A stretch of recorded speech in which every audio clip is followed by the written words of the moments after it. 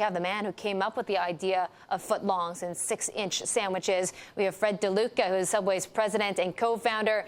And Fred is also ranked by Forbes as well as the world's 450th richest person in 2009. So making sandwiches has made you pretty rich. Fred, thank you for joining us today.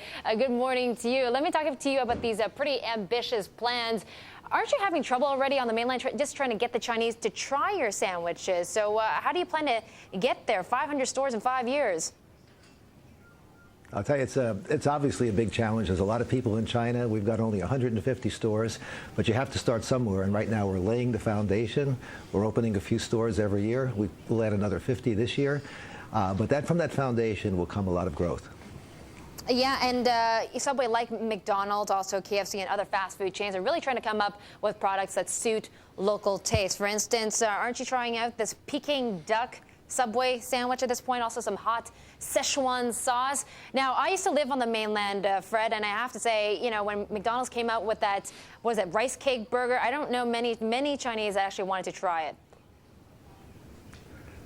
Yeah, we are trying some localized flavors, but I think what's going to be happening for the long term here on the mainland is the Chinese people will be eating our core products. In our stores now, we see that there's people enjoy eating fresh. They like the fresh vegetables and the fact that the sandwiches are made right in front of them. So they sort of like the same things that we're seeing in our stores around the world. And we've got a lot of experience in other parts of the world breaking into new markets. And I think what I'm seeing here is very similar to what I've seen in other places. Yeah, you talk about fresh produce, Fred. I mean, China is not really known for fresh produce, shall we say, or safe produce. I mean, there has been a lot of scandals recently involving Chinese food with what happened with the milk scandal and melamine being added. Then we had red dye, nerve-damaging red dye being added to KFC. How do you source your products safely on the mainland? Yeah, well, we know we've got food technologists based out of Singapore that takes care of Asia, and we have product quality standards that all of our stores maintain. And I think the consumers really appreciate the fact that the sandwiches are made right in front of them. They can see what goes into them.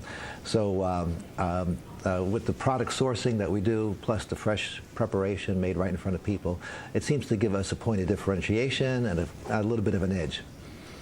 And Fred, can you guarantee food safety in China? Because even in the U.S., you had an issue recently in the state of Illinois, in Lombard, Illinois, where a lot of customers got sick from this one particular store. In fact, they got some bacteria infection. So in China, with a much bigger market, a different market, can you actually guarantee food safety? Yeah, well, guarantee is a pretty big word. I mean, with 32,000 stores around the world, every now and then we do have problems, just like any restaurant. But I'd say, by and large, our standards are very, very high, and our system of training and inspections give us a situation where we'll have as good a food safety as any other chain. Okay, well, let me ask you about the any other chains in China, because some would say that Subway is really getting into the Chinese market pretty late. We talked about KFC still on top. In fact, I think double the number of stores that McDonald's has on the mainland so far. They got in 1987. So what about this push now by Subway? Some would say it's a little too late at this point. Well, I think there's a lot of Chinese people to feed, and even KFC with 3,000 stores is really just barely scratching the surface here in China. I predict they'll have many, many stores, many more stores over the coming years. And, you know, if you think about a company like ours, you know, we started with one store in the U.S. at one time, and now we've got 22,000 stores there, more than McDonald's or any other chain. And we've also become the #1 chain in many of the markets that we've gone into. So you have to start somewhere, and we're right now in the beginning phases of development in China. We're starting to build a team. We've got 12 development offices in place. We've got about 100 franchisees that own those 150 stores, and we're doing our small bit of expansion right now, hoping to have a lot more expansion in the years ahead.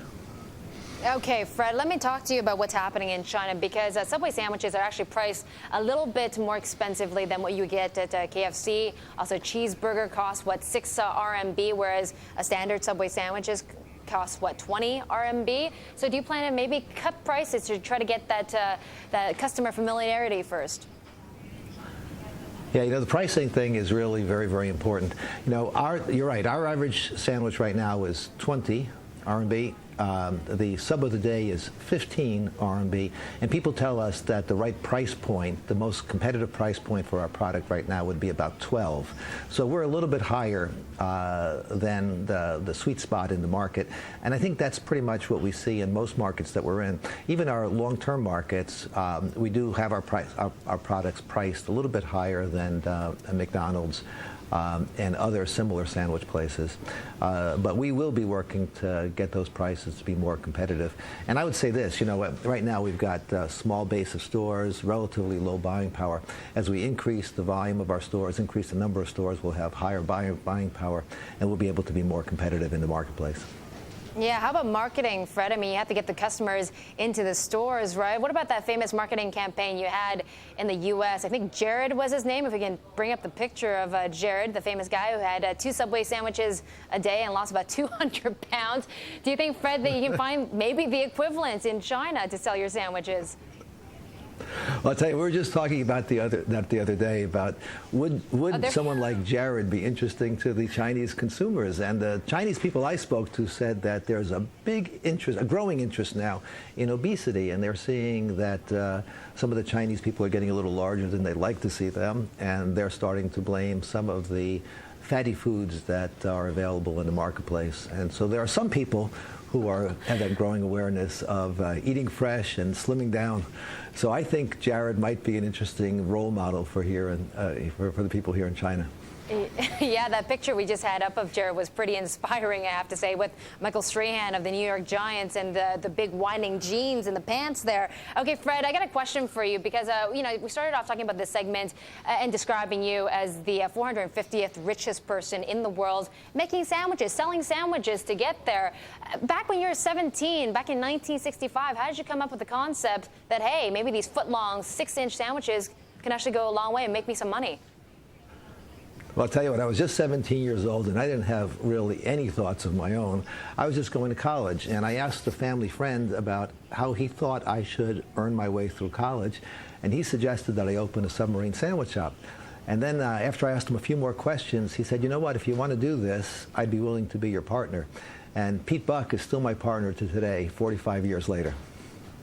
All right, Fred, good luck on the mainland. Nice talking to you today. Enjoy the coffee at our Bloomberg offices. That's Fred DeLuca, Subway's president and also co-founder.